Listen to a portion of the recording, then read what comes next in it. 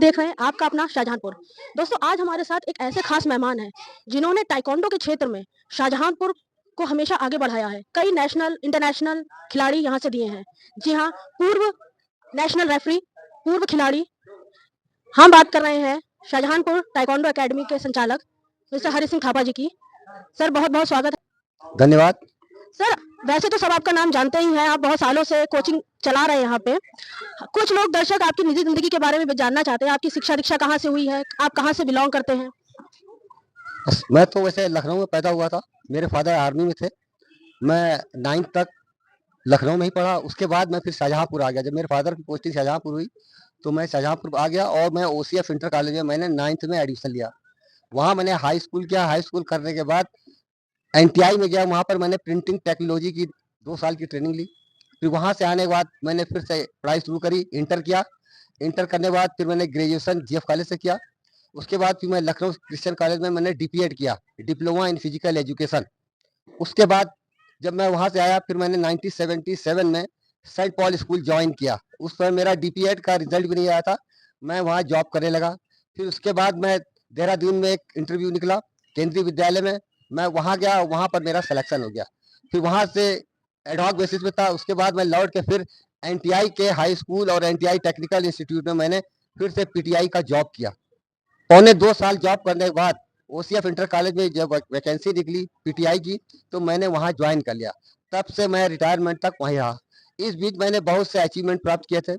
मैंने उससे पहले भी मैं ताइक्वांडो तो मैं करता था। उससे पहले मैं फुटबॉल खेलता था। मैं यूनिवर्सिटी तक लेवल तक फुटबॉल खेला, जिम्नास्टिक किया, स्विमिंग, स्केटिंग, हॉकी, क्रिकेट, ये सभी गेम मैंने खेले। उसके बाद मैंने जो है एनआईएस सर्टिफिकेट हैंडबॉल में किया। और उसके बाद मैं कॉलेज में मैंने आपका ये जो उस समय राजीव गांधी के समय में चलता था भारतीयम, उसका भी एलएनसीपी ग्वालियर से मैंने उसकी ट्रेनिंग ली। उसके बाद मैंने यहाँ पर 91 में ताइक्वांडो स्टार्ट किया। वैसे मैं ताइक्वांडो तो 1976 से ही स्टार्ट कर दिया था।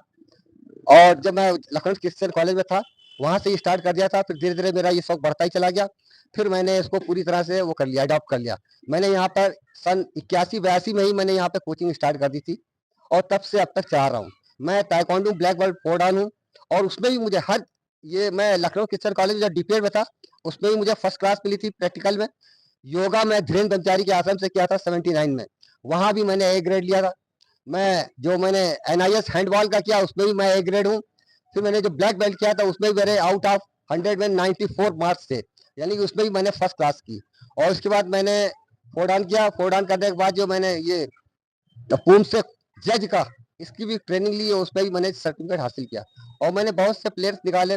मेरे लड़के स्टूडेंट जो है इंटरनेशनल तक खेले। नेशनल तो खेले, इसके साथ साथ इंटरनेशनल खेले। इस समय छोटे बच्चों में एक औसाफ अली है, केंद्रीय विद्यालय 2 में पढ़ता है। वो 2-3 बार नेशनल गया हमारे अंडर में। और उसके बाद वो नेशनल स्कूल गेम्स जो होते हैं उसमें भी वो खेला। इस तरह का ये हमारा अचीवमेंट है। और मेरी इच्छा यह है कि मैं अपने जो बच्चे आते हैं मैं उनको अच्छी तरह से प्रशिक्षण दूं। और मैं इसी में ही नहीं, मैं इसके साथ साथ बच्चों के स्वास्थ्य पर भी ध्यान देता हूँ। उनको अगर कोई चोट लग जाए, कैसा क्या लग जाए, तो मैं उनको तुरंत ठीक कर देता हूँ। मैंने एक्यूप्रेशर की भी ट्रेनिंग ली है और इसके बाद मुझे होम्योपैथिक का भी ज्ञान है। तो इसी के हिसाब से मैं अपने सारे बच्चों को स्वस्थ रखता हूँ ताकि कोई चोट लग जाती है तो तुरंत मैं उनको ठीक कर देता हूँ, उनको रिलीफ मिलता है। और पूछिए सर ताइक्वांडो के क्षेत्र में जब आपने इतना नाम किया है तो आपको इसकी प्रेरणा कहाँ से मिली? कहाँ से ये शौक हुआ कि ताइक्वांडो के क्षेत्र में ही इसको आगे ले जाना है? ऐसा है कि मैंने 79 में जब मैंने धीरेन्द्र ब्रह्मचारी जम्मू एंड कश्मीर में एक उधमपुर जगह, उसी वहीं पर एक मानता लाई एक जगह है, वहां पर स्वामी धीरेन्द्र ब्रह्मचारी जो इंदिरा गांधी के गुरु थे, उन्होंने अपना एक आश्रम खोल रखा था। तो उसमें योगा की ट्रेनिंग के लिए तो उसका इंटरव्यू हम लोग का दिल्ली में हुआ। तो उसमें मेरा सिलेक्शन हो गया। तो जब वहाँ ट्रेनिंग में गए तो वहाँ पर हर क्षेत्र के लोग आए हुए थे, मतलब तो वहाँ पे मेरी कुछ हॉस्टल में कुछ ऐसे दोस्तों से दोस्ती हुई जो वो मार्शल आर्ट सीखते थे। उसमें सोतो खान उनका मुख्य था।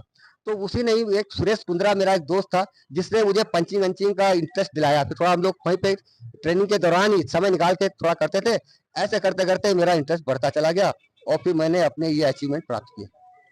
सर आजकल का जैसा माहौल देख रहे हैं कि आए दिन न्यूज आती है बच्चियों को लेके उनके साथ दुष्कर्म किए जाते हैं, तो बच्चियों को सीखना कितना जरूरी है एक आत्मरक्षा की ट्रेनिंग? बच्चियों के लिए तो बहुत जरूरी है, महिलाओं के लिए बहुत जरूरी है, क्योंकि आजकल जो है बहुत से जो हमारे पास ट्रेनिंग लेने के आते हैं, कुछ लड़के ऐसे भी आते हैं कि सर आजकल तो उंगलियों में जान होनी चाहिए, तमंचे की ओर इशारा करते हैं। तब मैं उनसे कहता हूँ कि अभी है तुम्हारे पास, तो वो कहते हैं नहीं। तो हमने मार्शल आर्ट हमारा ऐसा है कि हर समय हम अपने समझ लो हथियारों से लैस है, और उसमें हम अपना बचाव भी कर सकते हैं और अपोनेंट को धाराशायी भी कर सकते हैं। लेकिन उसके लिए हमें बहुत ही लगन और मेहनत की जरूरत पड़ती है। ये नहीं कि हमने 2 दिन आया और उसी में मार्शल आर्टिस्ट हो गए। इसके लिए हमें बहुत